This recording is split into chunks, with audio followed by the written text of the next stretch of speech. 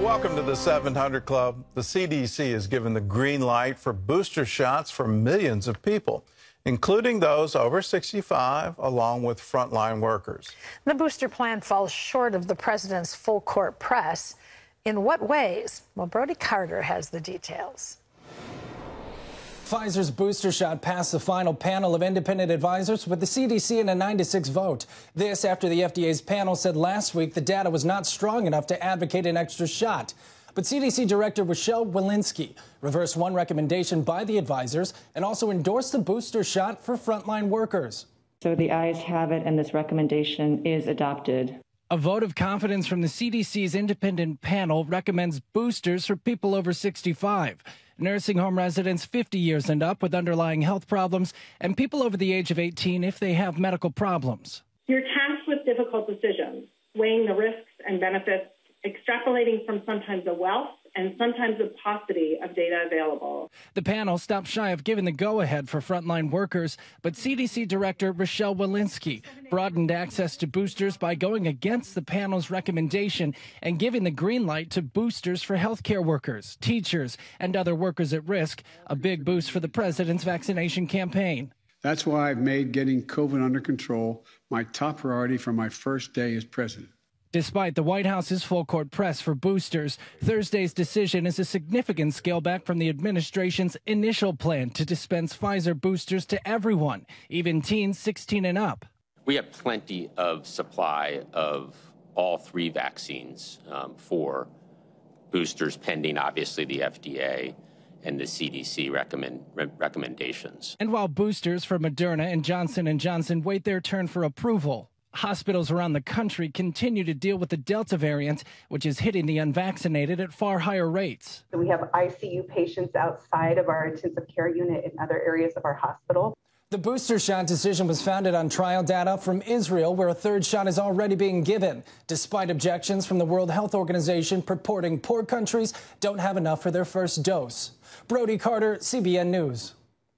Well, our CBN News medical reporter, Lori Johnson, is with us. So, Lori, it looks like this is just for people who have gotten the Pfizer shot. So what about those who have J&J and Moderna? Right. So about half of all the people who are fully vaccinated got the Pfizer shot. And so if they are interested in getting a booster, and studies show, Gordon, that about 75% of all people who have been fully vaccinated do want a booster, they should look on the website for their state health department or call their local pharmacy. A lot of times you need to make appointments, but it doesn't look like you're going to have to prove whether you have some sort of an underlying condition. You just tell them, I'm a frontline worker, and they'll give you your booster. But to get to your point about what do people who have gotten Moderna or J&J do, and that makes up about half of the other people who have gotten fully vaccinated.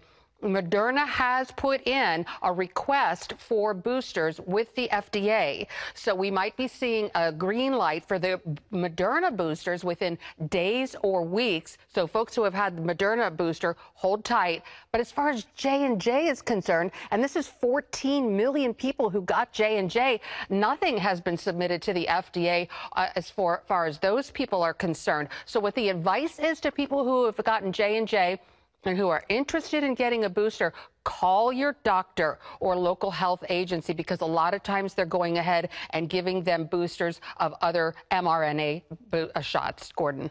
Well, we've got some good news. At least I hope it's good news. The head of Moderna is now predicting the end of the pandemic next year. What do you think of that prediction?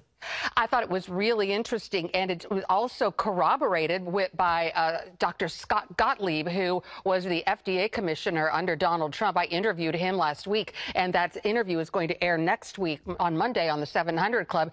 And he said that he believes that this Delta wave is going to be the last big surge that we have, and then the pandemic is going to transition into an endemic, which means basically it's going to come around every year, sort of like the flu, where we get a shot every year for it. And so it's going to, gradually digress to something more manageable. So we need to pray that those predictions are true. Well, part of the prediction was that Moderna is now working on a combo vaccine. So the vaccine for flu, for COVID, and for SARS all in one shot. What can you tell us about that, and where do we stand on the development of that?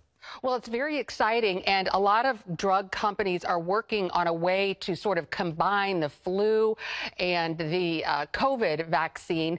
And so it's really interesting what's going on with the vaccine companies regarding the booster shots. Right now, the Pfizer booster shot is exactly like the first two, same dose. But interestingly, the Moderna booster is going to be half of the dose of the first two. Okay. Is all of this based on mRNA technology? So all of this is really brand new to medical science? Well, not really. A lot of people are afraid of the mRNA vaccines because they say it's really new. Actually, mRNA technology has been around for decades, but this is really just the first mRNA vaccine that has been broadly used within the public. So mRNA technology is not really that new. Okay. All right. Well, thanks for the update. Thanks for having me. All right. In other news, Congress has overwhelmingly passed a bill to provide funding for Israel's Iron Dome. And this is just a day after they took the funding out. So John Jessup has that story from our CBN News Bureau in Washington. John? Thanks, Gordon. That vote came as progressive and moderate Democrats still can't agree on their overall tax and spending plans. But one thing both parties did come together to support: $1 billion in funding for Israel's missile defense. The measure passed by an overwhelming 420 to just 9 against, but not after some strong disagreements on the floor with opposition by a prominent member of the House Progressive Caucus. I will not support an effort to enable and support war crimes, human rights abuses, and violence.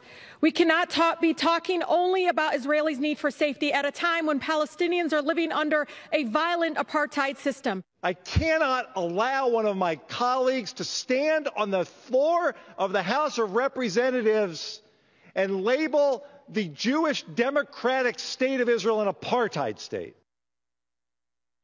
The bill still needs to be approved by the Senate. Well, one of the founders of the Taliban and chief enforcers of its interpretation of Islamic law tells the Associated Press they will once again carry out executions and amputations of hands, though possibly not in public. Hundreds, if not thousands, of Americans remain in Afghanistan after the United States airlifted its citizens out following President Biden's pullout. But as Chris Mitchell reports, the effort to rescue them is far from over. These covert videos provide a true look at life inside Afghanistan under Taliban rule: arrests, abductions, and executions. I believe the level of desperation is even worse now without the U.S. troops there, without any exit, and people are hiding in safe houses and hiding on the run. The Taliban is actually door to door doing executions where they're going to grab people, stuffing them in trunks of cars, and driving them off the execution sites. I can imagine the on-the-ground panic there is even worse than it was during those evacuation days. When the U.S. announced its pullout, Chad Robichaux joined other retired Special Forces members to form SaveOurAllies.org. He says they rescued more than 12,000 U.S. citizens and Afghan allies during the chaotic weeks before the U.S. military's final flight out. The good news is that we're still being successful with evacuations, not in the big numbers that we were. We're still getting 100 to 200 people out per day. This type of rescue operation is nothing new to Dave Eubank of the Free Burma Rangers. We're trying to help people get out any way we can. And I'm really grateful to the Tajik government that right now has a very humanitarian look of how can we help people. The White House and State Department put the number of U.S. citizens left behind to about 100. Robichaux says the math doesn't add up. The truth is, it's not a few hundred. My guess is at least 5,000. Whatever the number, U.S. citizens are in danger.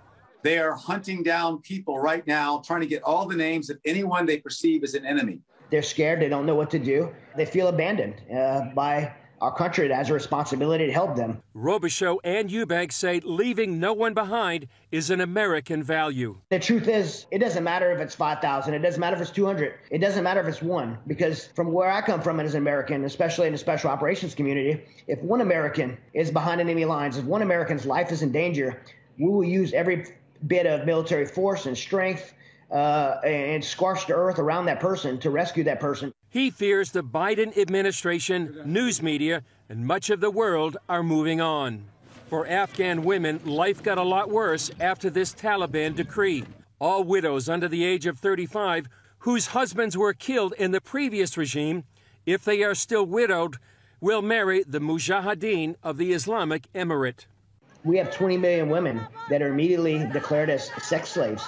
The amount of trafficking, sex trafficking, that's going to happen out of Afghanistan. Article 2. All patriotic and Muslim parents of Afghanistan are called upon to give your daughters over the age of 18 to be given to their husbands in order to maintain Islamic ethics. Actually, almost every day, Chris, I had started to cry because I thought of these little girls left in the hands of the Taliban. And that's the biggest thing. And Article 3. All women working in government offices are now ordered to stay in their homes. The murder and persecution of Christians and all this stuff is happening right now. And it seems like not only the White House and the mainstream media, but the entire international community wants to be silent. Yet the international community may soon decide if the Taliban will be Afghanistan's recognized government. The Taliban just nominated an ambassador to represent them at the UN. Chris Mitchell, CBN News, Jerusalem. Thanks, Chris. Gordon, this represents just a complete reversal of the 20 years of gains in Afghanistan. Well, it's more than a complete reversal. It's an absolute victory for the Taliban, and that's what they're claiming, that Islam has won, has defeated America, has defeated Christianity, has overcome all the obstacles of the 20 years, and they've thrown the occupiers out. They had a lot of help from Pakistan in doing this, but this has absolutely emboldened the radical part of Islam. And we're hearing it already from Hamas. We're hearing it already from Hezbollah.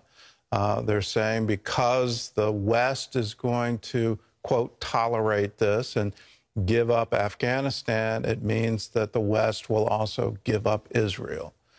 There are broad, and I can't overemphasize it, broad ramifications for this. This is more than just Afghanistan. This is emboldening the radicals throughout the Muslim world.